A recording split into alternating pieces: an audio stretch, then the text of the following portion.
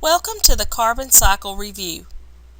This is for 5th grade Science C-Scope Unit 8. Our objective is 5.9c. And it states to predict the effects of changes in ecosystems caused by living organisms, including humans, such as the overpopulation of grazers or the building of highways. If you notice, the blinking arrow is pointing out CO2. We've covered this. This was in the review notes. Let's look. Here's an atom of carbon connected to 2 atoms of oxygen. Carbon dioxide equals CO2. This is taken directly from your review notes. If we move around the cycle, we have some type of wood-burning stove. This could be a factory, it could be a car. They could be burning some type of fossil fuels, either wood or fossil fuels. FF Con, fossil fuels are coal, oil, and natural gas. Shows CO2 escaping as the wood is burned. It's traveling around the cycle. Still CO2 goes back to the plant, which is represented by a tree.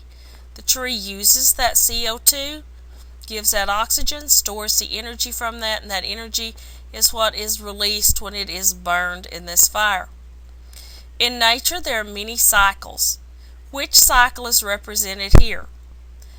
If we diagram here that shows another way that the carbon dioxide oxygen cycle might be represented. This is the tree or the plant. It gives off it gives off oxygen.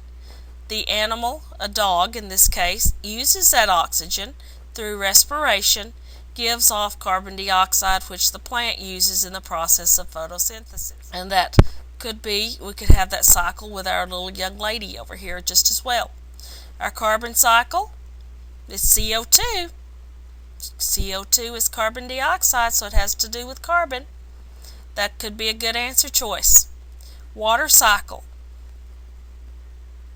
In the water cycle, we would need to see evaporation, condensation, precipitation, and collection. We do have a cloud that could represent condensation, and there are raindrops falling down from it that could represent precipitation. But there is no evaporation represented in this diagram or collection, so it could not be the water cycle. The lunar cycle. The lunar cycle has to do with the moon, because lunar tells us that it's related to the moon. We would have our phases of the moon if we were looking at the lunar cycle. Our nitrogen cycle. While our nitrogen cycle does involve trees, in our nitrogen cycle we have to remember that lightning in the sky, which is not present, or decomposers underground or in the soil are not present in this diagram. They fix or make nitrogen usable to plants. Plants take that nitrogen up through their roots. It uses it in its growth process.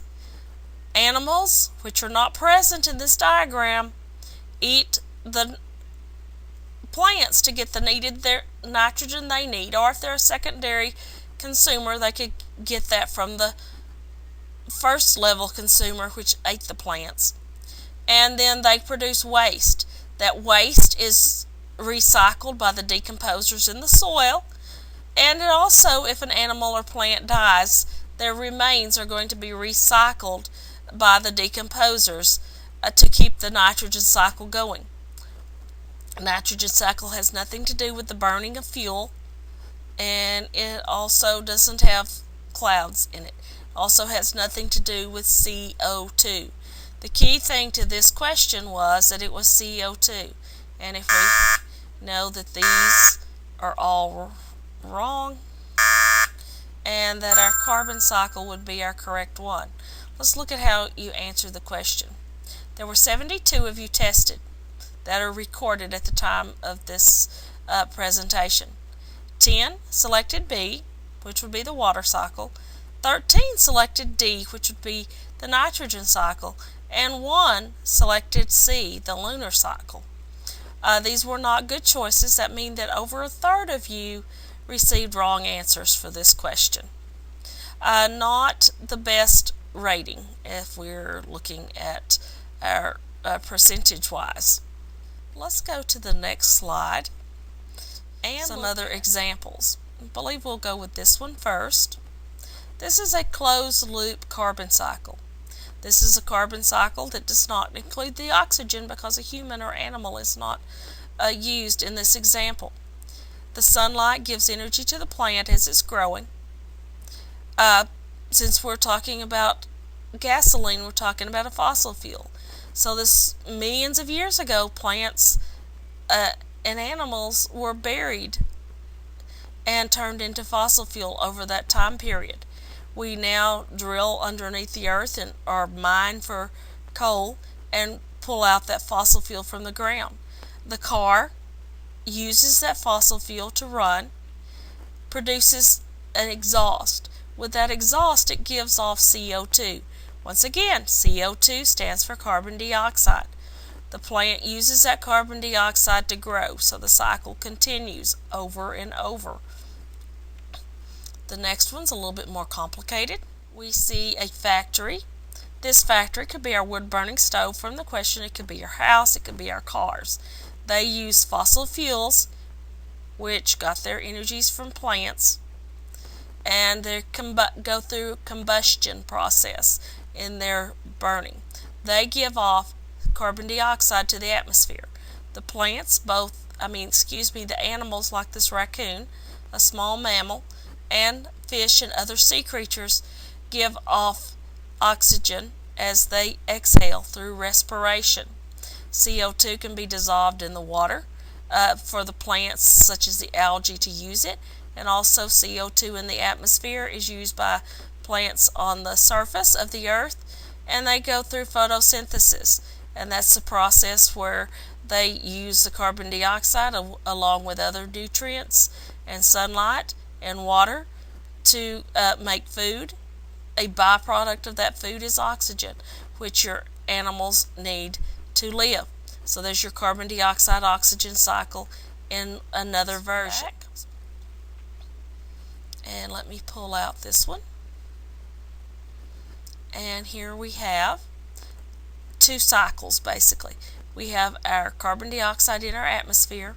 It's going to go and be used by plants, whether they're on the surface of the earth or whether they're underwater. They give off oxygen. Our primary and higher level consumers use that oxygen to breathe as they exhale or go through cellular respiration.